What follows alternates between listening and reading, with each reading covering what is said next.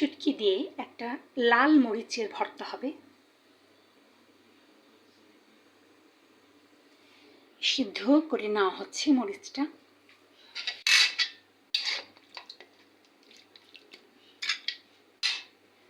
গরুর মাংস হবে। তৈরি করে রাখা হয়েছে। এটাতে আদা রসুন পেঁয়াজ মরিচ দিলে কষা হয়ে যাবে এবং ভুনা হয়ে যাবে। আরও অনেক কিছু দেওয়া হবে। শাহি এলাচ দেওয়া হবে, জিরা ইত্যাদি।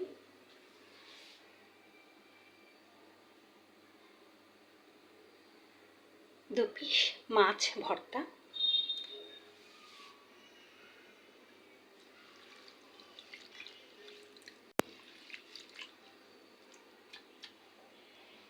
হেঞ্চি শাক, এটা গ্রাম দিকে খেতে অনেক হয়ে থাকে।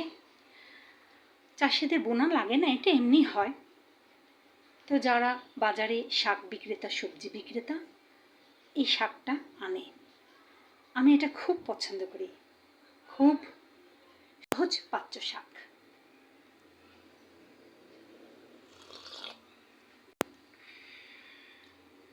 ভালো থাকুন সবাই, আমাদের জন্য দোয়া করবেন।